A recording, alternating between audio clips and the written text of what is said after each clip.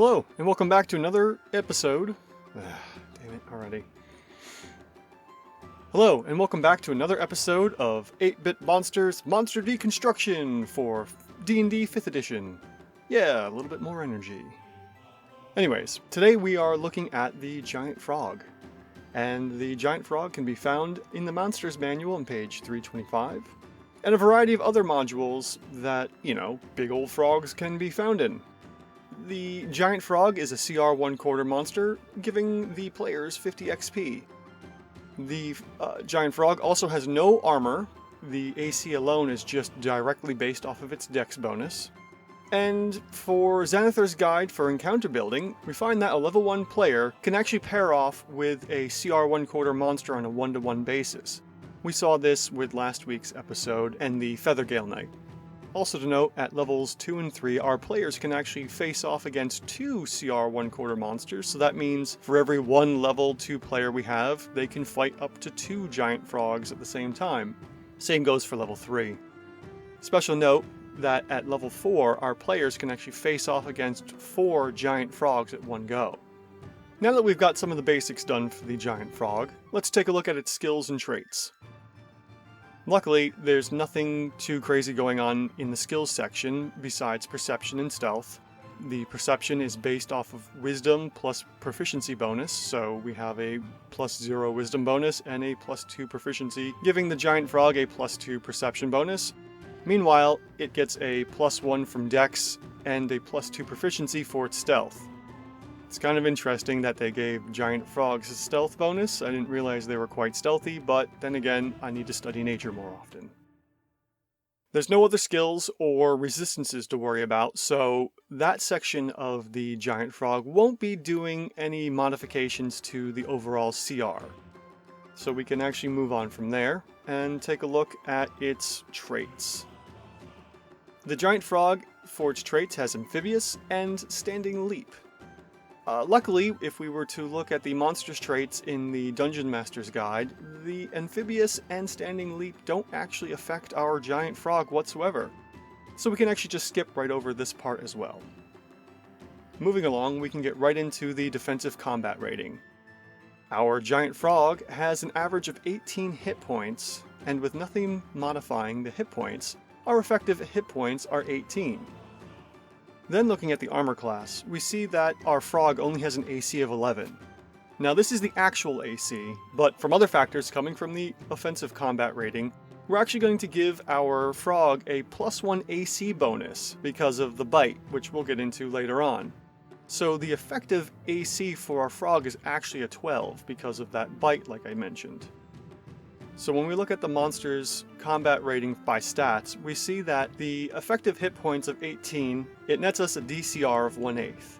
And because it's an expected AC of 13, comparing that to the effective AC of a 12, we don't actually have to modify the DCR of 1/8 at all, luckily.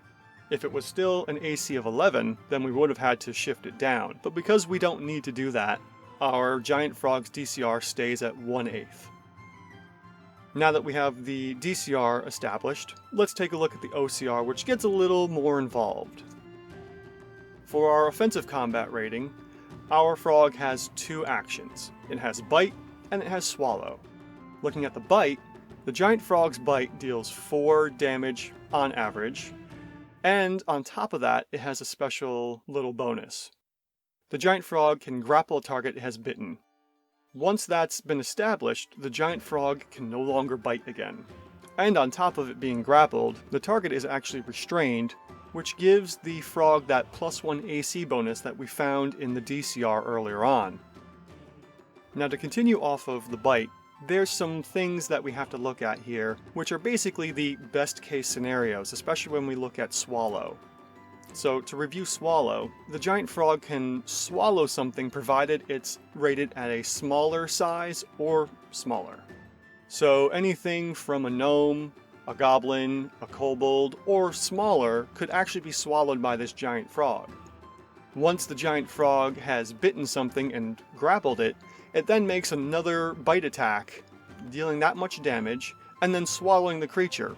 And then on subsequent turns, at the beginning of the Giant Frog's turn, it's going to deal acid damage from its stomach. In the best case scenario, if our giant frog has swallowed a small creature or smaller, then it's going to swallow whatever it bit, deal stomach damage to it, and then go about biting something else. In turn, our giant frog can actually deal 4 damage on its first round of combat, another 4 points of damage on its second round of combat, and then 9 more damage on its third round of combat, 5 of it being from the stomach dealing acid damage to the target inside its belly, and another 4 points of damage if it luckily bites another target. So our giant frog, in its best case scenario, needs to target something small first to get the most maximum damage. And this is kind of where the developers were going with the giant frog, this perfect storm best case scenario here. If our giant frog doesn't have anything small to target, then unfortunately the offensive combat rating drops drastically, or at least I feel it drops drastically, because then the giant frog has this case of it bites something of medium size or bigger, once it's bitten once, it's grappled, and it can't bite again. But with such a low DC check, most heroes or players have a chance of breaking the grapple, therefore allowing the frog to do another bite on its next round of combat.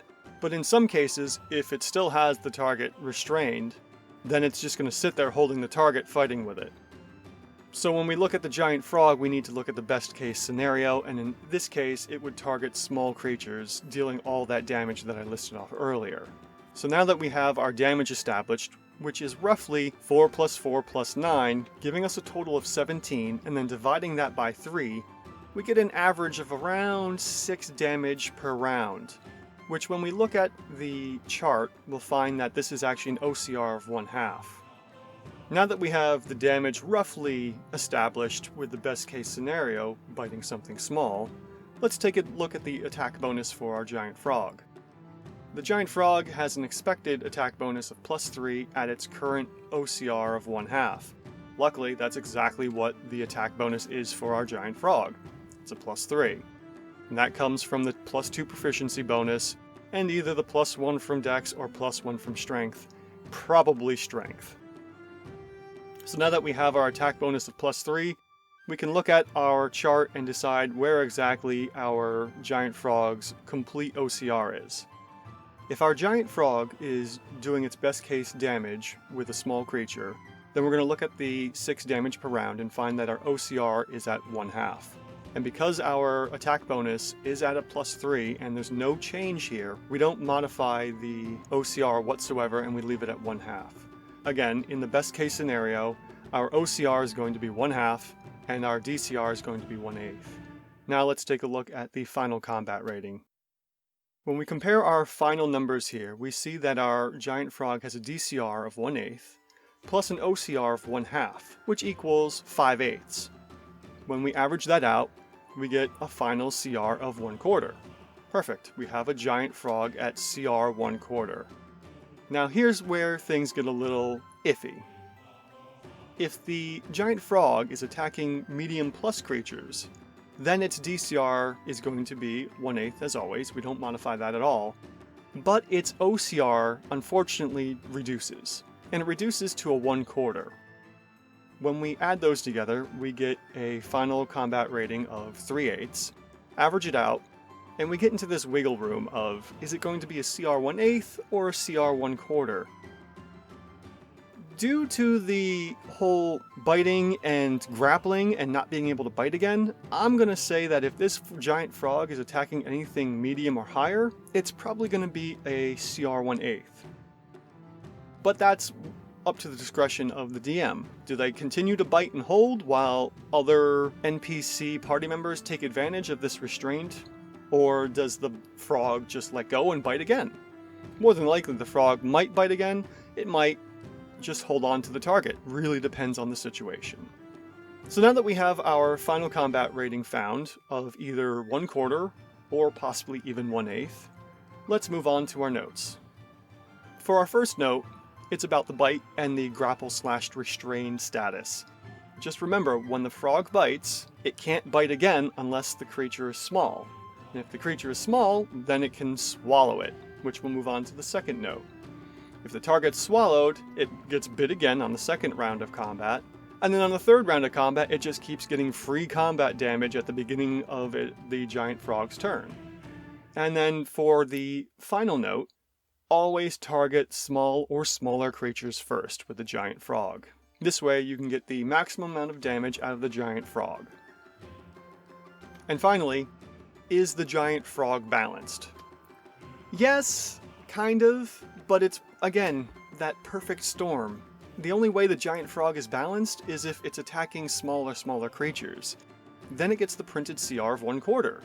If it's not attacking smaller creatures, then it's not really balanced. And actually, it's overrated, which means the players are actually getting bonus XP for this. Technically, if the players are medium size or bigger, this should only be giving them roughly about 25 XP, but hey, players love bonus XP, so the sooner they get out of the hell levels, the better off they are and the more happy the players will be. And with that, I hope you've enjoyed another episode of 8-Bit Monsters Monster Deconstruction for D&D 5th Edition. Until next time when we deconstruct another monster from D&D 5th Edition, take care everyone, and I'll see you next time.